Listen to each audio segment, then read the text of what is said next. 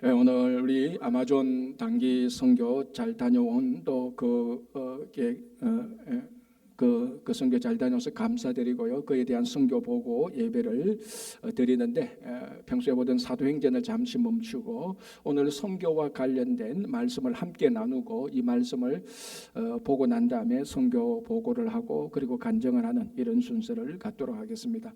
자, 오늘 이사야 11장 6절에서 9절인데요. 이 본문은 성경에서 가장 대표적으로 하나님 나라의 모습을 보여줍니다. 더 정확히 말하면 회복된 에덴 동산의 모습을 보여주고 있습니다. 만약에 창세기 1장 2장에서 하나님께서 천지를 창조하시고 에덴 동산을 만들었는데 인간의 죄로 에덴 동산에서 다 쫓겨났습니다. 이제 그 위로부터 이제 이 세상에서 살고 있는데 쫓겨나기 전 에덴 동산의 모습이 어떻다라는 것을 그림을 그려보라 그러면은 가장 명확한 그림을 그릴 수 있는 성경 본문이 오늘 이사야 11장 6절에서 9절입니다.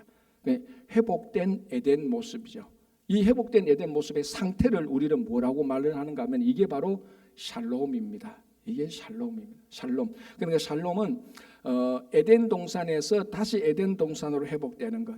그러니까 죄로 인하여서 에덴 동산이 신락원이 되지 않습니까? 그래서 샬롬이 깨어집니다. 그래서 나중에 요한계시록에서 새 예루살렘, 새 하늘과 새 땅이 이루어짐으로 말미암아 다시 샬롬이 회복되는데 그 중간중간에 하나님 나라의 샬롬의 모습을 여러 가지로 우리들에게 증거해 주는데 가장 명확하게 눈에 딱 보이도록 누가 봐도 이 장면을 보면은 야, 이거는 세상 나라가 아니고 하나님의 나라구나라는 것을 알 수 있는 가장 대표적인 본문이 바로 이사야 11장 6절에서 9절 오늘 이 본문입니다. 그래서 오늘 이 회복된 에덴의 모습 그리고 샬롬의 상태를 우리가 한번 같이 간단하게 먼저 보겠습니다. 자, 6절이 이렇게 되어 있습니다. 그때에, 자, 이 그때는 무슨 때입니까? 정확히 말하면 이제 앞에를 봐야 됩니다. 11장 1절에서 5절을 봐야 되는데 11장 1절에서 5절까지 무슨 내용이 나오는가 하면 메시아가 나타날 것이라는 예언이 나와 있습니다. 이 메시아가 어디에서 나타나냐? 다윗의 줄기에서 한 싹이 날 것이다. 거기에 이제 11장 1절에 이렇게 되어 있죠. 이새의 줄기에서, 이새가 뭡니까? 이새의 줄기에서, 이새가 뭡니까? 다윗의 아버지 이름이 이새입니다. 지금 이게 식물 이름이 아니고 이새의 줄기에서 한 싹이 났어. 그러니까 그 이새 가문에서 한 싹이 나. 누굽니까 이게? 다윗이죠, 다윗. 그리고 구약에서 가장 메시아적인 통치를 한 사람, 대표적인 한 사람, 그 사람이 바로 다윗입니다. 그러니까 구약에서 그 다윗이 이제 메시아를 한 것처럼, 다윗이 메시아 통치를 한 것처럼 이제 그 다윗의 후손 가운데서 한 싹이 날 것이다. 이제 그게 예수 그리스도입니다. 근데 쉽게 말하자면 11장 1절에서 5절까지는 메시아가 나타날 때에 메시아가 진짜 하나님의 나라를 다스린다면 이 말입니다. 그래서 1절에 그때에라는 말은 메시아의 통치가 이루어질 때, 다시 말하면 예수 그리스도께서 우리의 주 대심이 되어서 그 주 대신 예수 그리스도께서 나를 통치할 때, 우리 가정을 통치할 때, 우리 직장과 교회와 이 세상을 통치할 때에, 사람이 아니라 예수 그리스도께서 우리를 통치할 때에 이 말입니다. 자, 무슨 일이 생기는가? 6절 그때에 이리가 어린 양과 함께 살며 표범이 어린 염소와 함께 누우며 송아지와 어린 사자와 살찐 짐승이 함께 있어 어린아이에게 이끌리며, 여기서 반복되는 단어가 있죠. 함께. 그런데 함께라는 단어를 보면 첫 번째 이리와 어린 양이 함께라는 겁니다. 자, 이게 우리 현실 세상에서는 이리와 어린 양이 함께 있을 수가 없죠. 이 둘은 원수 관계죠. 그런데 메시아가 다스릴 때 하나님 나라 샬롬이 회복된다면 원수 관계가 있는 사람이 함께하는 겁니다. 이 지구상에서 현실 세계에서 원수 관계가 함께하는 장소는 하나밖에 없죠. 어디입니까? 외나무 다리. 원수는 외나무 다리에서 그때만 함께하지 그 외에는 함께하면 싸우고 찢고 뽑고 하는 거죠. 그런데 메시아가 통치할 때에, 예수 그리스도께서 통치하실 때는 이리와 어린 양이 원수 관계가 함께한다는 것. 이게 샬롬이죠. 자, 여러분 에덴 동산을 한번 생각해 보십시오. 여러분 에덴 동산에 누가 누구를 미워하고 원수가 있습니까? 없죠. 죄가 들어오기 전까지는 원수 관계가 없습니다. 그게 회복되는 걸 말하죠. 이제 같은 의미인데 또 한번 볼게요. 표범이 어린 염소와 함께 누우며, 표범이 어린 염소, 표범은 어린 염소를 잡아먹기 마련이죠. 그런데 이 표범이 어린 염소와 함께 눕는다. 함께라는 말이 또 나오죠. 그 다음에 송아지와 어린 사자와 살찐 짐승이 함께 있어. 이 모든 것들이 다 원수 관계고 마찰 관계고 분쟁 관계고 싸움 관계에 있는 이런 피조물들이 함께 있는다는 겁니다. 언제? 그때가 누구냐? 메시아가 통치할 때. 이게 바로 샬롬의 모습입니다. 원수 관계가 회복되는 것이죠. 분쟁 관계가, 갈등 관계가, 마찰 관계가 회복되는 겁니다. 분열 관계가 하나로 화합되는 것이죠. 이게 샬롬의 모습이고요. 자, 두 번째 7절 보겠습니다. 암소와 곰이 함께 먹으며 그것들의 새끼가 함께 엎드리며 사자가 소처럼 풀을 먹을 것이며. 자, 우리들은 이 본문을 얼핏 별 생각 없이 넘어가겠지만은 좀 식물학, 영양학에 관심 있는 분은 잘 납득이 안 되는 부분이 하나 있죠. 7절 끝부분에 사자가 소처럼 풀을 먹는다. 사자는 육식성입니까? 초식성입니까? 사자는 육식성입니다. 그죠? 그런데 사자가 풀을 먹는다고? 진짜 사자가 풀 먹는 소리 하네 이 말이에요. 그런데 에덴 동산을 생각해 보십시오, 여러분. 에덴 동산에는 육식 관계가 없습니다. 인간의 죄로 인하여서 에덴 동산 쫓겨난 이 세상에 왔어야 육식 관계가 이루어진죠. 육식 관계가 이루어진다는 말은 뭡니까? 다른 짐승을 해쳐서 죽여서 그걸 잡아먹는 겁니다. 사실은 이걸 우리는 좋은 말로 육식이라 이렇게 말을 하지만 실제는 짐승을 죽여서 잡아먹는 거예요. 에덴 동산에서는 그런 일이 원래 없는 겁니다. 그러니까 어떻게 보면 에덴 동산은 모든 것들이 다 초식 관계입니다. 그런데 오늘 7절에 보니까 보십시오. 암소와 곰이 함께 먹는다는 것입니다. 암소와 곰이. 그럼 암소와 곰이 함께 먹는다. 뭘 먹느냐? 모르겠는데 보니까 사자가 풀을 먹는다는 것을 봐서 모든 게 지금 다 육식이 아니고 초식 관계로 갑니다. 그럼 암소와 곰이 함께 먹는다고요? 암소와 곰이 있으면요, 곰이 암소를 잡아먹죠. 사자가 무슨 소처럼 풀을 떴습니까? 사자가 소를 잡아먹지. 이거는 원래 에덴 동산으로 돌아간 피조물의 원래 창조된 피조물의 창조성이 회복되는 걸 말하는 것입니다. 그러니까 샬롬이라는 것은 뭐냐면 진짜 샬롬이라는 것은 원래 우리 안에 있는 사람으로 치자면은 원래 우리 안에 있는 하나님의 형상이 회복되는 겁니다. 짐승으로 따지자면 원래 그 짐승이 창조된 그 원래 창조성의 모습대로 회복되는 겁니다. 그게 이 현실 속에서는 절대 불가능합니다. 첫 번째 6절도 절대 불가능하죠. 원수 관계가 하나 되는 것 절대 불가능한 거 아닙니까? 뭐 순간적으로는 될 수 있죠. 한순간적으로 어이구 저 원수도 사랑해야지 한순간으로 될 수 있지만 이게 지속되는 거 불가능하지 않습니까? 두 번째 이 짐승의 창조성이 회복된다. 우리 인간의 형상이 완전히 회복된다. 이것도 불가능합니다. 그러나 메시아의 통치가 있을 때, 사람의 힘이 아닌 메시아의 통치가 있을 때 이런 샬롬이 회복된다는 겁니다. 자, 셋째 모습을 보겠습니다. 8절입니다. 젖먹는 아이가 독사의 구멍에서 장난하며 젖된 어린아이가 독사의 굴에 손을 넣는다. 자, 젖된 아이 또는 젖먹는 아이, 아주 갓난 아이와 독사가 있습니다. 여러분, 이 갓난아이와 독사의 관계가 딱 나오면 성경을 좀 아는 사람은 어떤 장면, 어떤 구절이 연상되는가 하면은 에덴 동산, 지금 우리가 에덴 동산, 회복된 에덴 동산을 말하지 않습니까? 에덴 동산에서 아이, 여자가 낳은 아이, 그리고 뱀, 이 둘 관계는 어떤 관계입니까? 서로 이게 원수 관계고 저주 관계죠. 뱀이 하와를 유혹해서 선악과를 먹게 하고 덩달아서 아담도 먹게 해서 하나님께서 이 뱀에게 저주를 내립니다. 나중에 여자의 후손이 너의 머리를 상하게 할 것이다. 그게 창세기 3장 15절 아닙니까? 원시복음 또는 원복음. 그때 여자의 후손 한 아기가 나고, 그래서 이사야에서 한 아기가 우리에게서 낳고라고 말을 하는 겁니다. 나중에 메시아 탄생에 갈 때 이사야 6장에서. 자, 그럼 오늘 이 본문을 보면 한 아기, 젖먹는 아이 또는 젖된 아기가 독사의 구멍을 손을 넣습니다. 그럼 이 아기가 독사의 머리를 상하지도 않습니다. 해치지도 않고 독사가 어린아이의 손을 물지도 않습니다. 원래 잃어버린 에덴 동산의 관계, 세상의 관계라면 어린아이가 독사의 굴을 손에 넣으면 독사는 어린아이의 손을 물어야 되는 겁니다. 지극히 정상적입니다. 왜? 이게 저주 관계가 있으니까. 그런데 여기 보면 8절을 보니까 젖먹는 아이와 독사가 이게 저주 관계가 아니고 화합된 관계입니다. 메시아가 통치할 때 무슨 일이 일어나는가? 저주가 해소되는 겁니다. 여러분, 저주가 해소된다는 가장 본질적인 의미는 뭡니까? 무엇 때문에 저주가 생겼습니까? 죄 때문에. 그렇죠.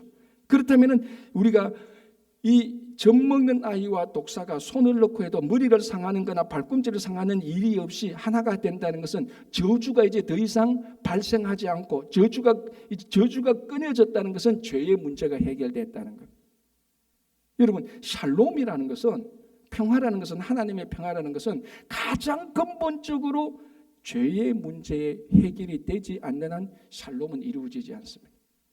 그래서 6절, 7절, 8절을 보면 그림으로 봐도, 이 이미지를 봐도 전형적인 하나님 나라의 모습인데 그 의미를 보십시오. 원수 관계가 회복되고 원래 우리 안에는 창조의 모습이 회복되고 죄의 문제가 회복되고, 이게 바로 에덴 동산이 회복된 것이고 이게 바로 샬롬이 이루어지는 겁니다. 완전한 이 샬롬은 하나님의 나라가 이루어질 때, 주님께서 오실 때 그게 완벽하게 이루어지지만 오늘날 우리가 사는 이 세상에서는 그 완전성을 향하여서 우리가 계속해서 공동체를 다듬어가고 교회를 통하여서 이 세상에 그런 나라를, 하나님의 나라를 계속해서 확장시켜 나가는 겁니다. 그러니까 그 확장시켜 나가는 것이 바로 우리가 복음을 전하는 것이고, 그게 바로 이 교회가 이 땅에 있는 가장 중요한 존재 이유이기도 하는 것이죠. 자, 원수 관계가 회복되고 원래 창조성이 회복되고 죄의 문제가 해결되는 이 하나님 나라가 이 땅에서 어떻게 가능한가? 라는 가능성에 대해서 9절이 이렇게 말합니다. 내 거룩한 산 모든 곳에서 해됨도 없고 상함도 없을 것이니, 자, 이제 이는 물이 바다를 덮음같이 여호와를 아는 지식이 세상에 충만할 것임이니라. 어떻게 이 땅에 사는 이 인간 세상에서 어떻게 하나님 나라 샬롬이 회복될까? 어떻게 원수 관계가 회복되고 창조성이 회복되고 죄의 문제가 어떻게 해결되는가? 이사야 선지자는 말합니다. 하나님께서 이사야를 통해서 이 세상에 여호와를 아는 지식이 충만할 때 그게 된다는 겁니다. 여기서 여호와는 지식이라는 말을 단순히 공부를 많이 해서 하나님은 성부 하나님, 성자 하나님, 이렇게 삼위일체가 있고 예수님의 신성과 인성이 있고 성경을 믿고 이런 지식을 말하는 게 아니고, 물론 이런 지식도 포함되겠죠.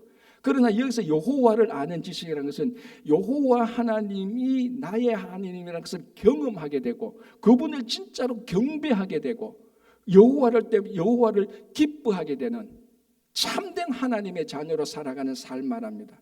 자, 그러면 논리적으로 생각해 보십시오. 세상에 여호와를 아는 지식이 세상에 충만했다. 여호와를 아는 모든 사람이 여호와를, 이 세상에 충만했다는 것은 이 세상에 사는 사람들이 다 여호와를 경배하고 진심으로 하나님의 자녀가 된다면 이 땅은 샬롬이 이루어지는 것이죠. 그리고 어떻게 보면 논리적으로는 굉장히 간단한 겁니다. 그러나 오늘 우리가 아마존 선교를 다녀오고 이 땅에 사는 우리가 오늘 여기서 주목해야 될 문구가 하나 있다는 겁니다. 그게 뭡니까?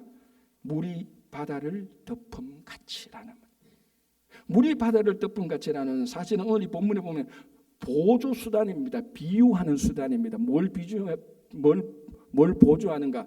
여호와를 아는 지식이 세상에 충만하다. 이것을 잘 표현하기 위해서 물이 바다를 덮음같이, 다르게 하면 물이 바다를 채우듯이, 물이 바다를 가득히 채우듯이 여호와를 아는 지식이 세상에 가득 채운다면, 세상의 모든 사람들에게 하나님을 경배한다면 자연스럽게 이 세상이 샬롬이 되지 않을 것이냐라는 것이. 그래서 다른 사람들은 물이 바다를 덮음같이가 좋은 문학적인 비유로 넘어갈 수 있겠지만, 오늘 우리 친구 교회가 지난 주일날 아마존 선교를 다녀오고 그 2003년부터 아마존 선교를 다녀오고 아마존 선교를 한 우리로서는 물이 바다를 덮음같이라는 이 문구는 특별하게 다가오는 것이죠. 여러분, 지구상에서 가장 긴 강이 지금 논쟁 중에 있습니다. 아마존 강이 기냐 나일 강이 기냐, 이거는 논쟁 중에 있습니다. 어떻게 재느냐에 따라서 어쨌거나 아마존 강은 못해도 2등입니다. 길이로 따지자면, 잘하면 1등이고, 그러나 한 강이 바다에 담수를 내는 것은 아마존 강이 최고로 많습니다. 자, 세대강, 세계 4대강 한번 말해 보십시오. 자, 이제 지리 시간입니다. 나일강.